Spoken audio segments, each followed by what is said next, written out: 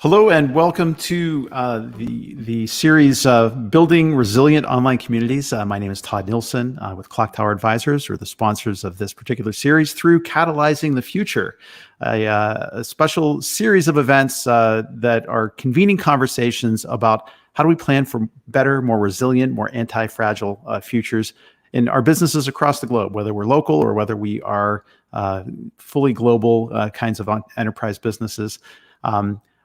Today's topic is what does it mean to build entrepreneurial communities in the age of COVID? And with me, I've got my guest, Nick O'Brien, who we're going to meet in just a minute. But getting local entrepreneurs connected with resources and with each other is the mission for Nick O'Brien. And part of that has always been convening local co-working and networking in person. But with the pandemic, so much more emphasis has shifted to the online world. So all of this and more on today's episode of Building Resilient Online Communities.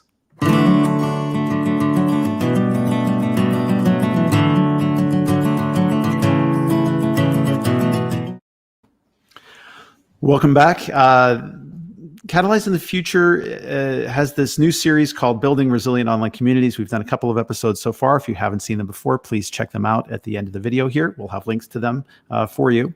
It's a question of how online communities are capable of building resiliency. And since the crises that we experienced in 2020, the mission of Catalyzing the Future has been to challenge conventional thinking and how to build sustainable, regenerative living futures that are going to take us into the next decade and beyond. In this series, we ask what resilience is and means and how it can be applied to the online spaces that we build. And online communities, that particular focus is because of the work that I do with many online organizations.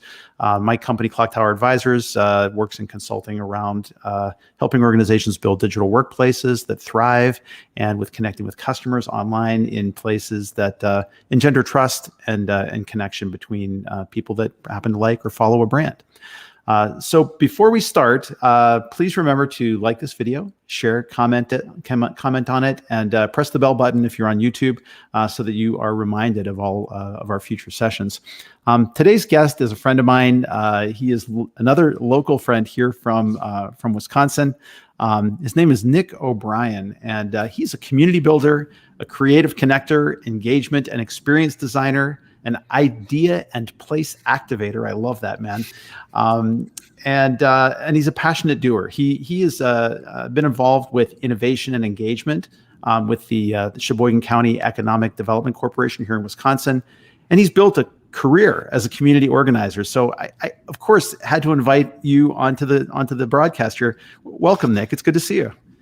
Yeah, thanks, Todd, for having me. It's never going to turn down an opportunity to chat with you, even if there is an audience that's joining us. So hopefully our conversations will be just as entertaining to an audience as they are to you and I. Well, I like to believe that. No, thanks much for making the time to talk a little bit about your work that I know you are so energetic about and so good at building a sense of community in all the places where you work. For people who are meeting you for the first time, can you give a little bit of your origin story? How did you get involved with entrepreneurship, economic development, and that world? Yeah. Super straight path. No, not at all. Like it's been a wild ride. My career started, while I was still in college, and that career was in sports broadcasting. So I was actually on television for about 10 years before I got into the realm of work that I do now. And it's what brought me into the state of Wisconsin. And, I just really, working at a TV station in the middle of Wisconsin, I had the opportunity to learn about some of the cool cultural factors and experiences in Wisconsin because my colleagues were covering those stories. But at the same time, realizing that I wasn't actually having the opportunity to experience those things myself, because a lot of those things happen the same time that sports happened.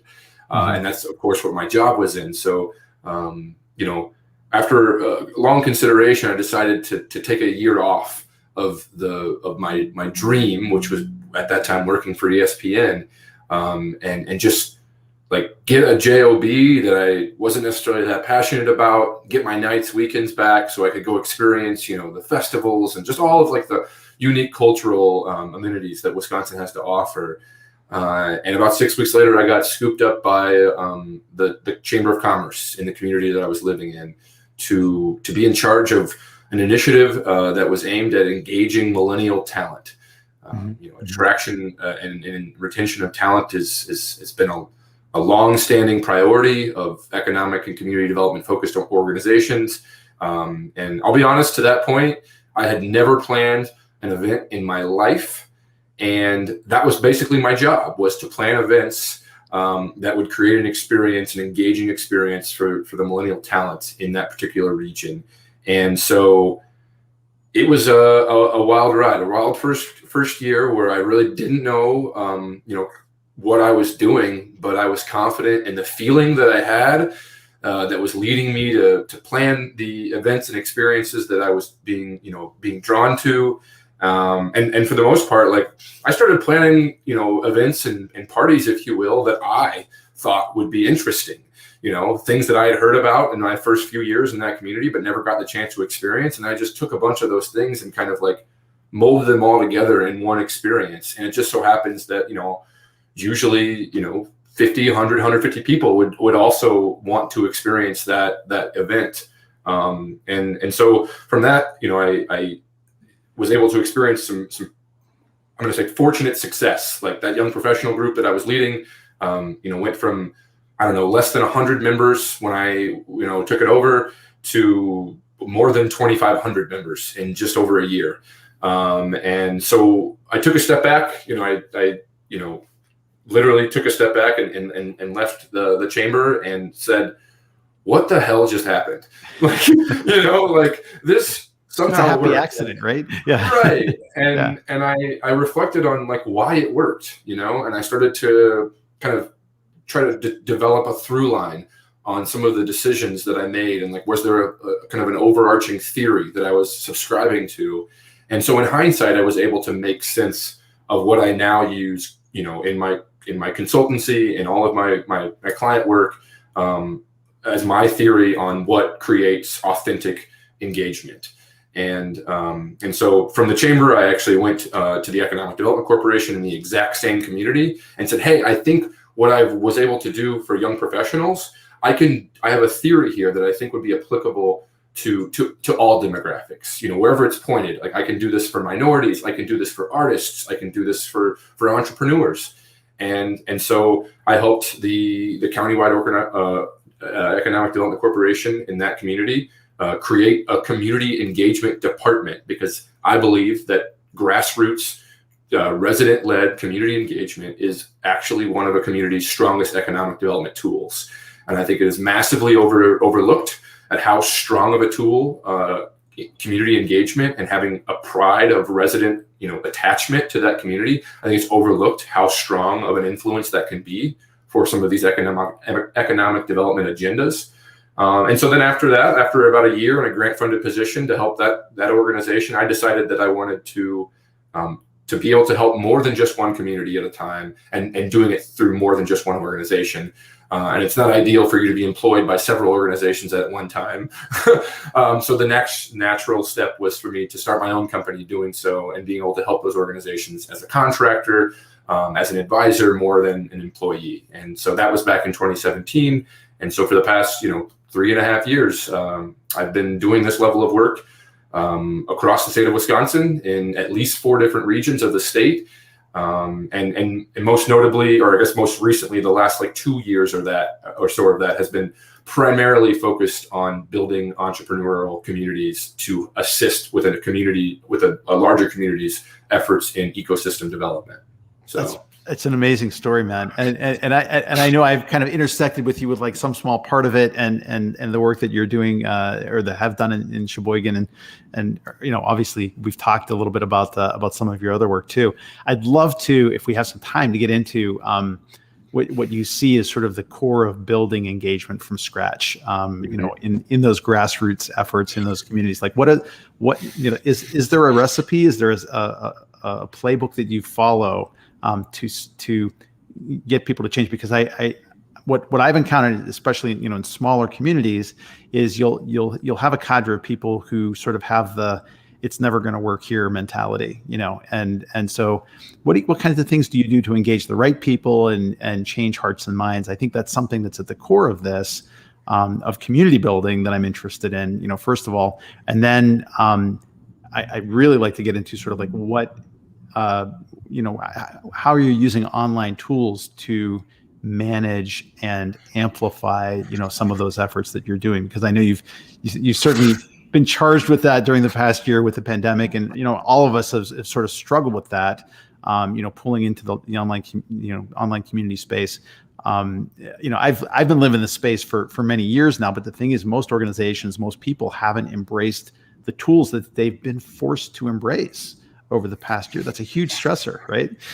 Yeah. And honestly, there's a lot there. And so I'll try to unpack it all. But, the online format of engagement was, prior to this past year, not one that I was particularly, a particularly strong advocate of, to be honest with you. Yeah. So I've had to learn a lot in this last year, along with everybody else who's learning, how to take things, into a digital realm. And then, but going back to your first question,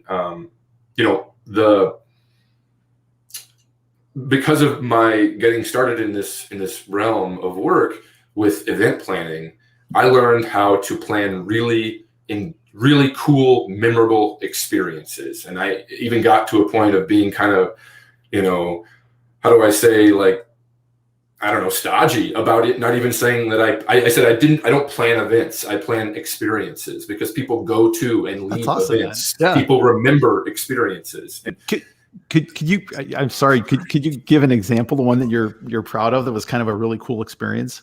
Sure. Yeah. I mean, there was one series, one initiative in one of the communities that I've worked with that was a product of this community engagement department that I helped an economic development corporation create, and it was a crowdsourced. It was a project crowdsource community enhancing project ideas from the community, and then we would vet those ideas and choose 4 of those ideas to be pitched on a stage in front of an audience of people who had all donated a small amount of money for an opportunity to vote for their favorite idea.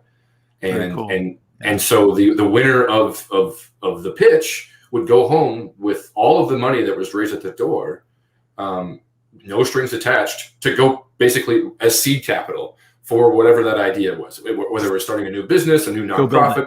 Yeah, exactly. And the only thing that we required of you was that you would come back to at least a couple of future events to report back to the community on the status of the project. No strings attached, no equity, no nothing. Just like, hey, the community chose your idea on this particular night. Go. Just if you want to go. I kind of told people who won, if you want to go spend this money on a big party, that's great, but you're going to have to answer to the community. I'm going to hold you accountable to that. So right. And that was the format of the event, but the actual delivery of the experience that the event that housed the event was more or less here what I'm trying to provide an example of. So at that time, I was trying out my engagement theory in the delivery format of an event, of an experience, of a gathering. And that theory consists of 3 Ps, and it's all connection. It's kind of my personal mission, my mantra, maybe even my purpose in this world. I feel that I am in a unique position with a unique ability to be able to enthusiastically connect people to people, connect people to place, and connect people to purpose. And purpose kind of interchanges as potential or projects or whatever it may be. Whatever, somebody feels a driving purpose to deliver, if you can connect people to that is something that most people are looking for. Whether they admit it or not, they're looking for purpose. And a lot of people aren't great at finding it themselves, whether it be because of self-doubt or there's just too many options and they're paralyzed by the decision or the choices they have to connect with that could be potentially one of their purposes.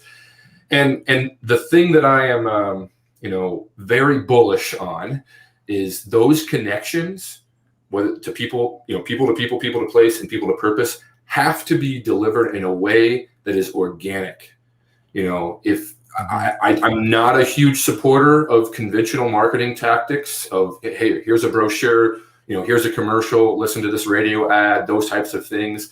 I think that serendipitous moments happen when someone enters into an environment or into a space or an interaction on their own accord.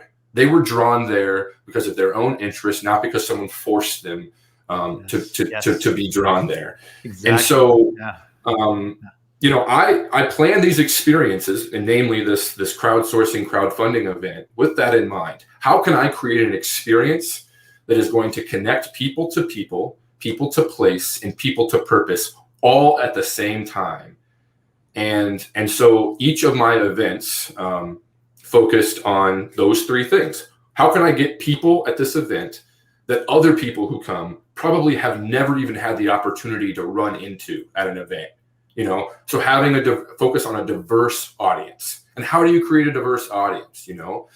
Well, you don't hold the event in a place that is kind of known to be for a particular audience. So I stay away from event venues, because event venues are polished and typically they're paid for, which means there's a barrier to entry to being able to host events there.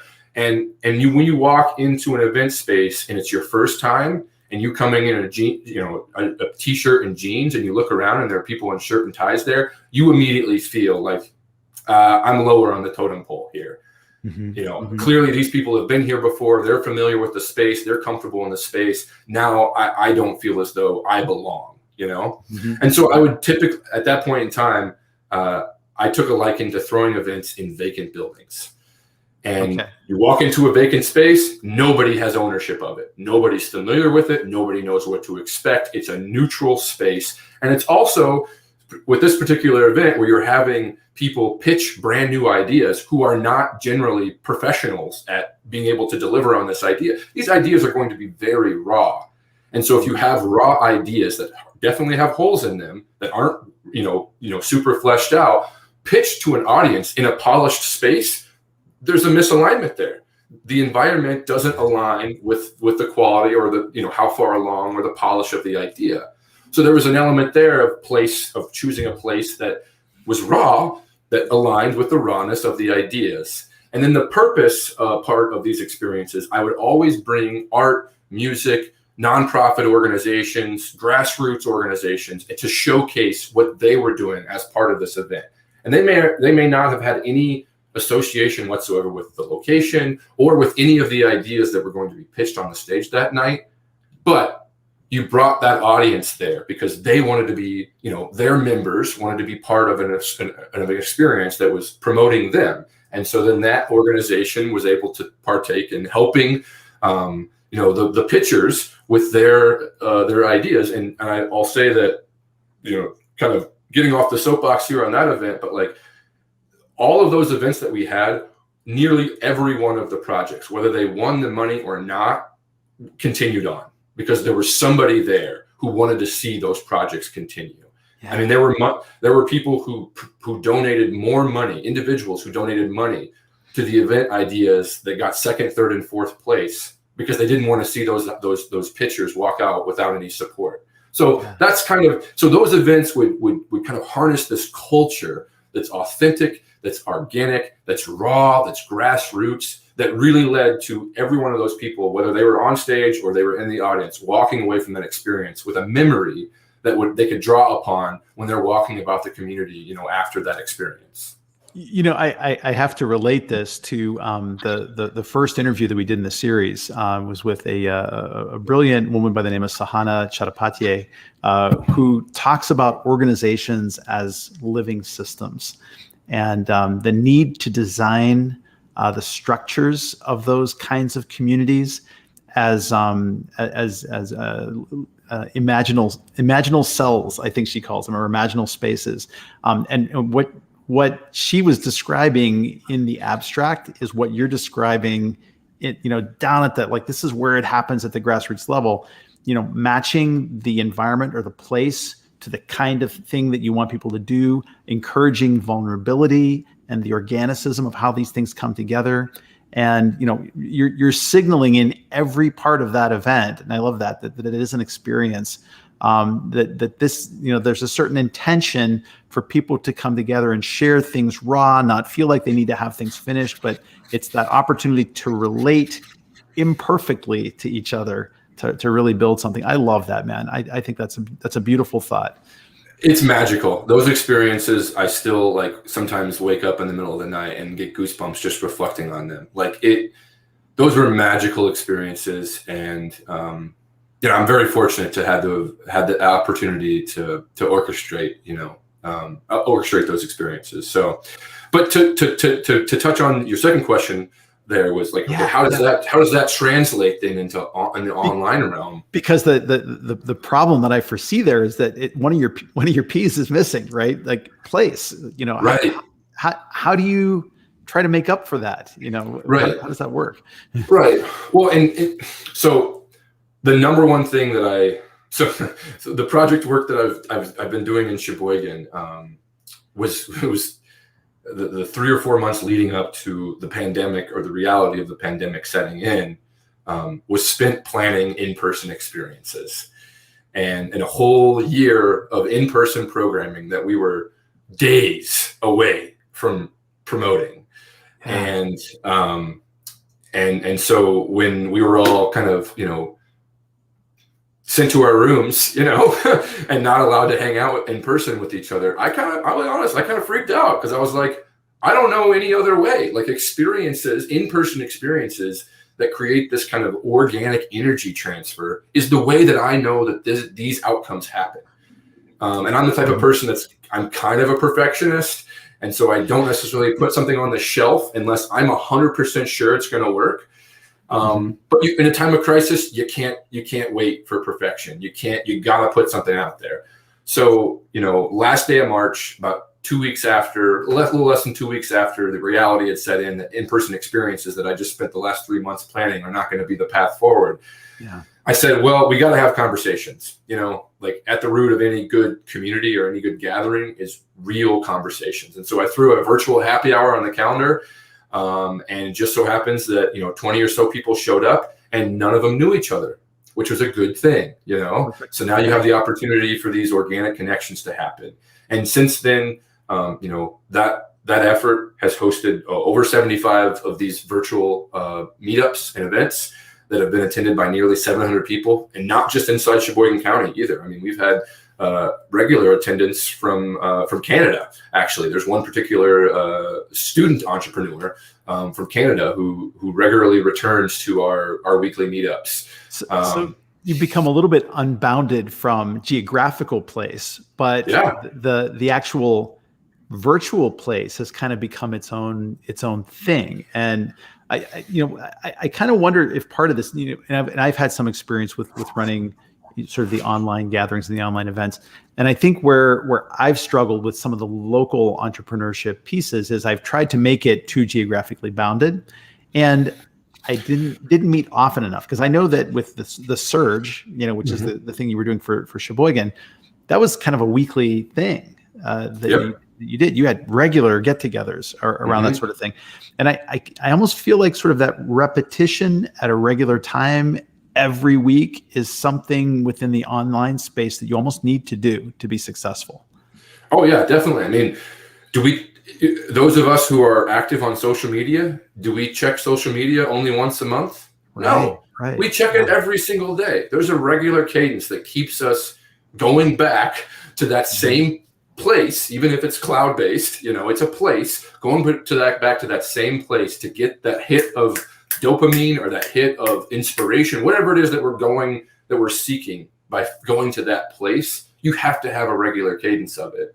And your attachment to whatever that place is also requires that regular cadence, and so I remember I just reflecting on the first, after the first couple of months of hosting these weekly meetups, and there was a good, say, dozen or dozen and a half people that were attending every single week. And after like, 6-8 weeks of this, they started to ask me, so what are we doing here? Like, what's the goal? What's the purpose? Like, is there a project that we're going to work on? Like, what's the goal? And I said, the goal is for you guys to become friends, because personal relationships will breed the best professional collaborative relationships. And I don't want this community to be built on project transactions, that, hey, I'm here because I'm assigned this role on this project and I'm obligated to show up because I'm forced to, because I volunteered my time, my expertise for this project. No. I don't want you to feel an obligation to me or to a project or to the people around you to show up. I want you to show up for you. I want you to show up because for the same reason that you're going on Facebook or Twitter or LinkedIn every single morning, because you're wanting that. It's providing you value. And so it's funny when I remember saying that to people, they kind of looked at me funny, like, wait, I don't necessarily think I need someone to help me find friends, but they kept coming back. Mm-hmm. And so there was this, just reflection of just like, well, I've told you, I don't want you to show up for me. If you can't make it, you don't need to apologize to me, apologize to yourself, because there's probably a good conversation that you missed out on. And that's kind of what ended up happening is you could tell, after about 8 to 10, 12 weeks, the people who kept showing up and the people who dropped off because there wasn't something that they were being asked to do other than just be who they are and talk about what they want to do and their ambitions and the projects that they're working on. Mm-hmm. Those people who kept showing up are now the core of this online community. That's very interesting. Yeah. And I run into this a lot where people that have kind of joined into an online effort or, a group, a community, I don't need to use highfalutin terms for it. It's a gathering of people. Some of them need to feel like they've been given a direction, sort of that open-ended ambiguity of like, hey man, just show up here and we'll talk and see, I mean, you did have a focus because it was entrepreneurship and kind of growing entrepreneurs, I think is kind of the end goal. But sometimes people are uncomfortable with that level of ambiguity, and they tend to go away.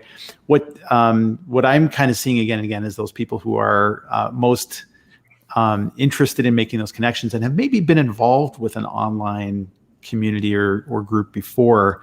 They tend to be the ones who stick and become sort of that core group, the glue, if you will, who draw other people in, so that when you have others that come into that space and for the first time maybe experience that community, they see a model for how it works, for other folks. And I got to say, like, so I've been on a couple of the surge calls that you've had. And one of the things that I really appreciate about what you do is it's not just a standard Zoom call. You've usually got some kind of really cool icebreaker or some project to do. I've tried to emulate you in some ways with some of the virtual meetings that I've done, because you've been a good inspiration to me, I have to tell you, my friend. I think you have successfully carried that sense of experience into the online space. And it was one of the reasons that I wanted to have you on this particular events, series, because your insights are really terrific, and what you're building is powerful. Yeah, I mean, I appreciate that, Todd. I do, yeah. But at the same time, I know I'm aware that I have a different lens on the world. I look at it different ways, and I tend to focus more on the space between people and things than I do on the people and the things. Because you're trying to build community, the only thing that's preventing there being community is the space between the people that aren't in it. There's the gap. I'm a gap filler. I don't start projects with, wouldn't it be cool if this thing existed? I start projects with, well, there's a gap there, or that process isn't working, or that system isn't producing the result. Like, there's a problem, and I start things because I'm trying to solve a problem. And what the problem in Sheboygan County was that I had noticed was that there were really smart, talented, capable entrepreneurs and innovators in this community. But the problem is they don't know that any more of them exist. You know, there's not a place for them to go to find each other. There's not a Facebook group. There's not an event series that consistently brings these people together. And the density and the connection between the density of and the connection between entrepreneurs and innovators that's what's powerful. You know, I always go back to I can't remember which anthropologist or philanthropist I don't know that actually is attributed to any one person. I think Margaret Mead is the person that it's most notably attributed to. But, you know, never doubt that a small group of committed citizens, you know, can change the world. In fact, it's the only thing that ever has. So literally every community, and I mean physical community, digital community, has the capability to change the world, in my opinion. But the space between those people have to be filled with, you know, activation and ideation and all that authenticity and support. And that's really that is what changes a group of people from just a group of people with similar interests to a community that is capable of making real impact. So yeah, I honestly believe the best and most efficient and quick way to form community is through vulnerability. I think vulnerability is the gateway to authentic engagement. As soon as you're willing to share something about yourself that maybe you haven't even given much thought to, maybe you haven't even admitted to yourself before, but I'm getting you to say that out loud to a group of strangers, that kind of just, it exudes this energy that lets people know this is a safe space. This is a give first space that you can trust that what's said here stays here, and that the people here are just as interested in helping you as they are interested in helping themselves. That's so powerful, man. Yeah. I think and write a lot about virtual safe spaces to kind of help people feel like they can contribute. And you're right. You know, without that expression of vulnerability of like, hey, man, I don't know how this is going to work.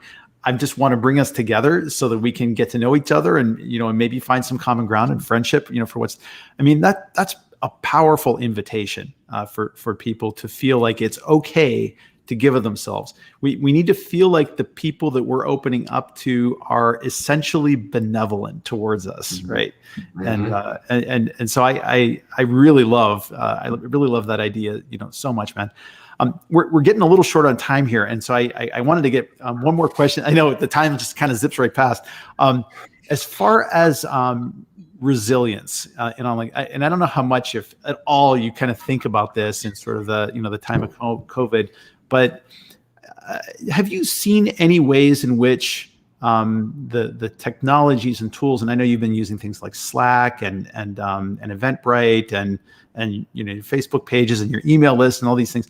Have you seen any ways that they strengthen or weaken resilience? Does online, you know, platform or communities have anything to do with that? Because I ask it as an open question. There's no sacred cows here. You know, I'm interested in your honest reaction about you know, how these tools have helped or harmed us over the past year. Yeah, well, that's a good question, and you know, I don't know that I've looked at it from that angle before, and so I'm kind of piecing it together as we speak here. You know, I believe that connection, genuine connection and community is powerful, whether that's physical community, digital community, virtual community, whatever it may be. And there's nothing that community can't tackle, in my opinion. And so the stronger the connection in your community, the connections between the people in your community are, the more resilient that community is going to be. And because of the circumstances that the pandemic has kind of expedited, these, you mentioned it earlier, these geographically bound communities are less relevant than ever before. You know, but while that maybe scares us, you know, for those of us who are focused on, you know, creating impact in a geographically defined, you know, area, it may cause us some pause a little bit. But at the other end of the spectrum, you look at it, you're like, we can literally connect with anybody anywhere in the drop of a hat. That is powerful. And if that doesn't give you a pathway to being more resilient when it hits the fan and we're in crisis mode, like, and you've tapped all your resources, well, guess what? There's no way you could tap all the resources, because the resources no longer are geographically confined, you know? Absolutely. Yes. And I mean, just look at how I pick on, you know, Facebook a lot, because it seems to be the ubiquitous place for like venting, you know, your problems, or asking for support, or asking for, my heater just broke. Does anybody ever need, like, we go to social media when we're needing resilience. We go there, you know, so we're already kind of programmed to do this, but there's not necessarily structure or universal acceptance that like online communities is what has actually been the driving force of our individual usage or application of going to online sources for resiliency. Does that make any sense? Because I just kind of put it together. No, it makes total sense, man. Yeah, I think that's a brilliant insight. And I've kind of had this similar, kind of conversation before. Sahana, who was our first guest, was talking a little bit about how online communities have kind of gotten a bad rap. That they're often overlooked as a source of strength for community building. Totally on board. We did have one comment actually from my colleague Sai, and he was just offering his kudos to you for your answer around connections being core, and technology enabled or hindered. It's a double-sided sword, right? It is. I mean, in any tool, doesn't matter if it's. I mean, I don't know that tools are inherently good or bad. There's no good or bad. It's just, it is what it is. Yep. And the good or bad designation of it is how it's used, and if it's used with ill intent, it's probably going to hinder you. It's not going to, do the things that it could do for you. But again, going back to the connections being strong and authentic, and everyone on the same page with how they intend to use that tool as a source for resiliency. It's usually unspoken. It's usually kind of an unwritten, unspoken, but universally agreed upon, kind of sentiment. But boy, you'll know when it comes out, and you'll know, when you hit a problem or hit a rough patch and people are right there, ready to pick up a shovel and dig with you. That's when you know that this community is strong, the connections are strong, the intent is authentic, and the resiliency is at another level. Yeah, no, well said, as my friend says here. Yeah, it's not all. It's not all of these tools are simultaneously good and bad, and it's recognizing the situational strengths and weaknesses of them, and how we employ them. But you are clearly using them super well, Nick. And I know we're all learners in this process. Still learning. Yeah. Still very much learning. Man, I'm still uncomfortable with a lot of it. But you are literally one of those guys. You're literally one of those guys that I think of who has feet on the ground, doing this stuff day to day. And that was why I wanted your voice as part of this conversation. I'm grateful for it. Nick, before we wrap up, sort of, what's next for you? If somebody wants to get in touch with you, how do they do it? What are you excited about as sort of the next steps for your efforts and what you're doing? Yeah, I've got a ton of ideas, which is, I will say that is either good or bad. It just is what it is. But sometimes it's, distracting. So there's a few that I'm chewing on that I may be moving forward with, that really kind of lean into a lot of what we're talking about right now. And it seems to be a good timing for its fit and application in the world post-COVID. As it relates to my work in Sheboygan County, the Surge is the name of the online innovation and startup community in Sheboygan County. We've grown it intentionally slow. And so in the coming months, you'll start to see some stuff come out publicly. There'll be a website. There's a YouTube channel. You can look up the Surge's YouTube channel, where I've done some interviews with startup founders. But if you want to reach out to me directly, talk to me about anything really in general, you can find me at my email address, which is pretty simple. My consulting company is called You Are Here. And so my email address is Nick, Nick, at youarehere.community. And that is nice. You Are Here, YOUAREHERE. So that's fantastic. I love it. Yeah, I haven't grabbed one of those .community handles yet. Maybe I should do that. That sounds really I haven't seen any other, man. I scooped it up in 2017, and I went through a couple of years of actually not being able to fill out some of those like CAPTCHA forms because it didn't recognize .community as a legitimate URL. Yeah. That's not a real email. Yeah, sorry. Right. Nick, thank you so much for being on the show here. Obviously, I'm going to be following your journey. I'm hoping we have some chances to collaborate together on some things here locally. And again, I would encourage any and all entrepreneurs or economic development professionals to check out what you're doing, join in with the surge, because as we know, it's not bounded by geography anymore. So there's tremendous opportunity to get together and collaborate. You're doing God's work, man. Thank you for all that. Appreciate you and looking forward to moving ahead. I'm going to go ahead and wrap up here. Thank you again for joining us. If you caught us on the live broadcast or on the replay, again, please like and share and comment. We want to hear from you. We will jump in and try to answer any and all questions that may come up from this.